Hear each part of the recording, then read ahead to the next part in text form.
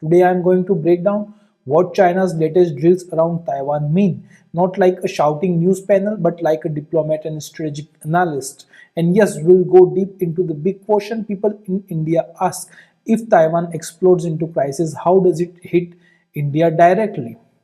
Hello everyone, welcome to Diplomat's Desk. I am your host, Meet Shah. Let's begin. As of December 29, 2025, major outlets and Reuters described China launching expansive drills around Taiwan, reported as Justice Mission 2025 with Army, Navy, Air, and rocket components and live fire zones. The reporting highlights multiple restricted zones around Taiwan, high number of aircrafts and naval coast guard presence, drill patterns consistent with encirclement and blockade rehearsals. And this is not happening in vacuum. It's a part of larger rhythm. Since 2022, China has repeatedly used drills to apply pressure and shape new normal behavior around Taiwan. Now, before we get lost into the ship counts, let's learn the real language being spoken here: diplomacy. Most people think diplomacy is fancy suits, handshake, and polite lies. But diplomatically speaking, diplomacy is really three things. One, communication, not just words, signals. Military movement is a signal.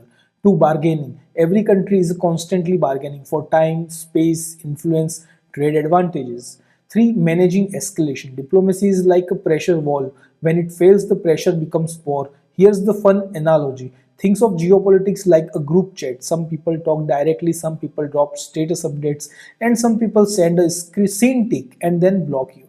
China's drills are the geopolitical version of changing the group chat status to "don't test me."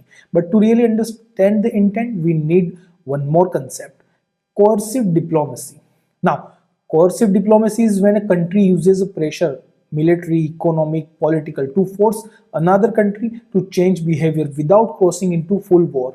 It's like standing very close to someone in an argument. You are not punching them, but you are making the message clear. Coercive diplomacy usually includes two parts: the threat, the off ramp. The way the opponent can back down without humiliation. Drills are useful because they are pressure with plausible deniability. A country can say, "We are just training," but everyone else hears, "We are rehearsing."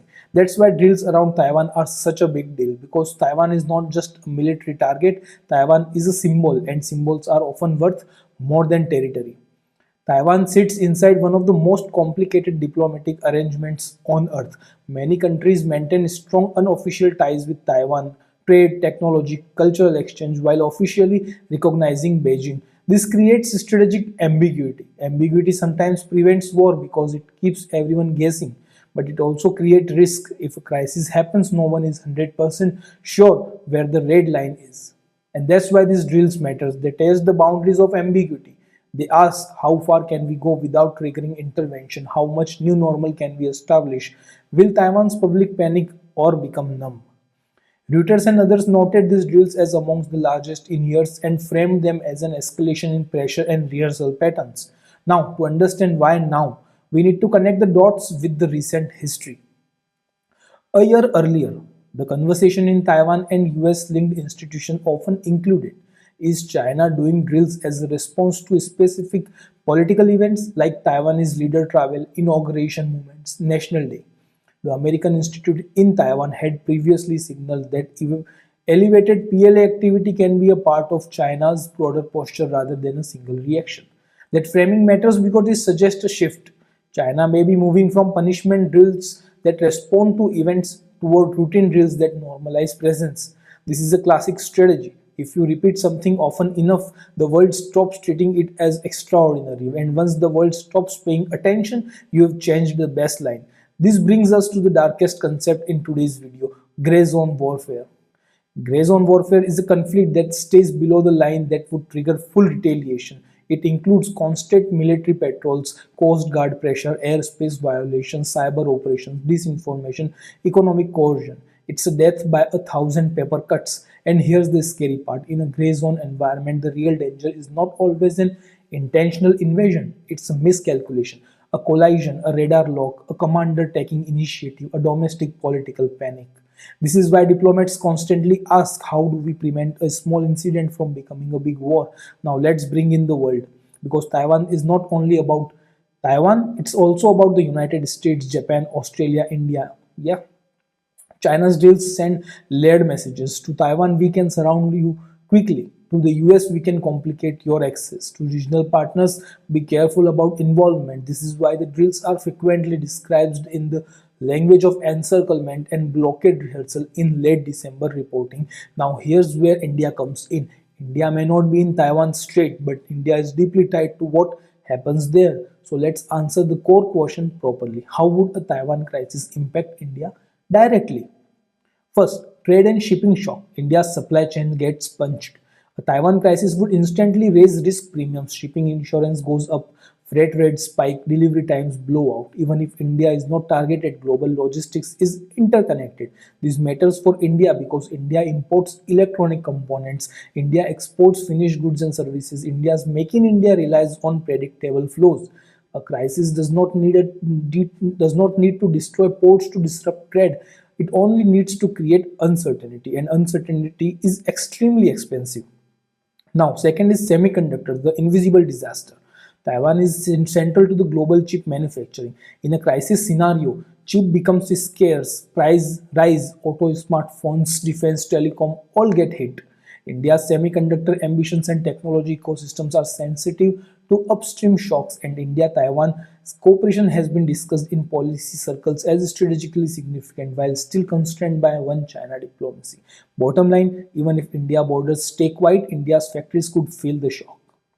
Now, third is energy security, oil routes, and maritime risk. If tensions rise in the Western Pacific, it affects the larger Indo-Pacific maritime environment.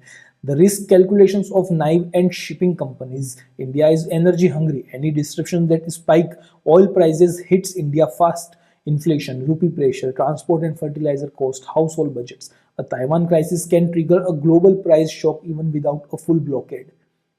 Fourth is military posture. India's two-front problem gets sharper. If China focuses heavily eastward, you might think India relaxes. Not necessarily, because crises produce opportunism.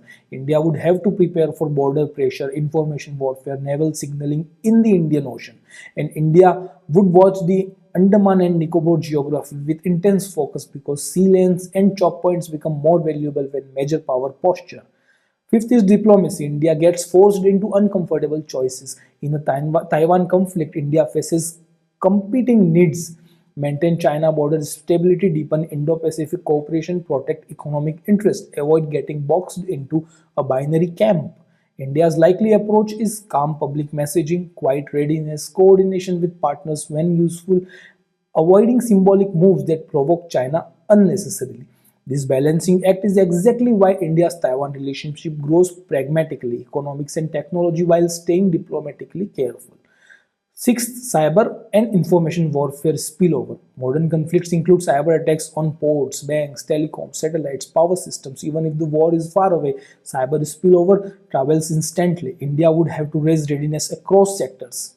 Now, let's do a scenario analysis. Scenario A, routinized pressure. This is most likely to happen. Drills continue, they become frequent. Taiwan adapts, market shrug. This is slow burn coercion. Scenario B, quarantine partial blockade. China increases pressure around ports and routes, not a full war, just enough to strangle confidence. Reuters reported has described drill including practice around ports and encirclement patterns. These are the kinds of rehearsals that shape blockade capabilities. Scenario C, accidental escalation. This is the worst case. A collision, a misread, a political overreaction. This is the nightmare scenario because it can happen fast. Now, people ask, why does not the world respond more strongly? Because diplomacy fears two things. One, escalation. If you respond loudly, you might corner the other side. Second is normalization. If you respond softly, you encourage repetition. So countries often do a third thing: quiet coordination, allied readiness, intelligence sharing, private warnings, economic risk planning. That's diplomacy. What you see publicly is often the tip of an iceberg. Now, if you want to track risk like an analyst, watch this. Frequency of multi-zone live fire notices, large-scale logistic movements like fuel, civilian ships, port-related blockade and style patterns. Suddenly, cyber disruptions in Taiwan region, changes in the US and Japanese operational tempo, market behavior like insurance rates, freight, chip pricing. Here's the correlation. These drills are simultaneously a message, a rehearsal, a normalization campaign. And when drills become routine, the danger is not only invasion, the danger is the world adjusting to a new baseline where coercion is normal. Now, question for you is, if you were India's national security advisor, what would you prioritize first in Taiwan crisis? Trade protection and energy hedging, military readiness in the Indian Ocean, diplomatic coordination with Quad, cyber defense? Drop your answer below and tell me why. If you want the second part, I'll do in next. If war happens, India's 72-hour response plan, diplomacy, markets, and military. And subscribe, and I'll see you in the next one. Thanks for watching this one.